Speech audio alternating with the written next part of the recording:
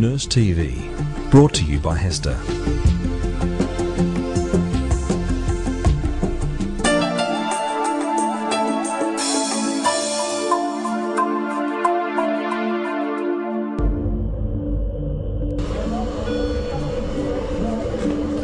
You're in the intensive care unit and you've just had an operation. We look after the sickest people in the hospital and the most potentially sick people. Basically, they need a range of advanced nursing skills. He's quite unwell at the moment, but it's nothing we can't deal with. Very high cost, high tech, high acuity healthcare.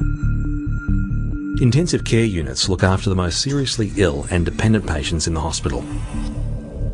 Patients are usually kept alive by a ventilator, a complex machine which breathes for the patient. Patients are unconscious and require one-to-one nursing. Without warning, a patient's condition can change from stable to life-threatening.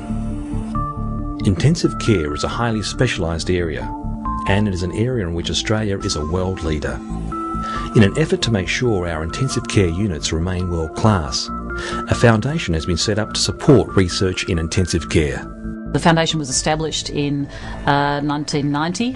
It's the charity for intensive care and directed solely at clinical research and funding clinical research, which directly goes towards patient care and improving outcomes and ultimately saving lives. My research on central venous catheter is about helping a patient like Ainsley. She had a central venous catheter going to her heart, and this catheter allowed us to give many drugs to her. That's why my research is about to improve the care of this management of this central venous catheter. The Intensive Care Foundation funds clinical research projects and promotes intensive care, the knowledge about intensive care and what it does and how it can help people. It's really important to fund research projects that affect the pointy end of where we deliver care. We've recently funded up to 42 clinical research projects, and even this year have allocated more than $2.25 million in research funding. And nursing research is as important as medical research.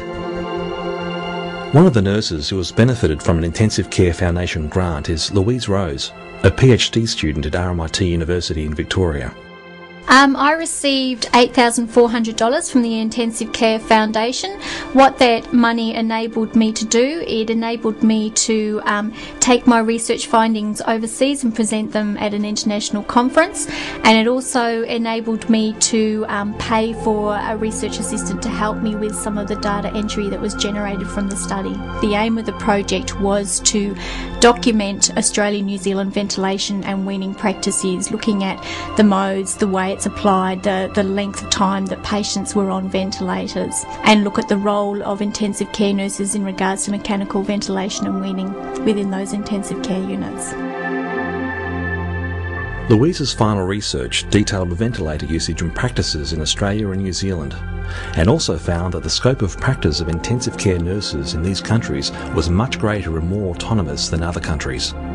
It really is a good advert for critical care nursing within these countries, because nurses like to have input into patient decision making and have some autonomy of practice, and that can be a way of improving satisfaction, job satisfaction, and may act as a bit of a recruitment tool as well for future critical care nurses.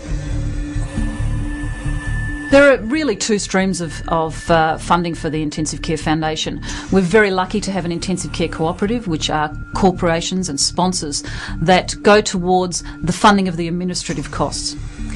The other side of it is the Intensive Care Appeal, which I can show you one of the wristbands that we sell, and the appeal in April every year. All the money from the public appeal, we very clearly want to channel that the public understands it goes into the clinical research and not into the infrastructure of the foundation. It is important to the future of the Australian healthcare system that the Intensive Care Foundation continues to exist.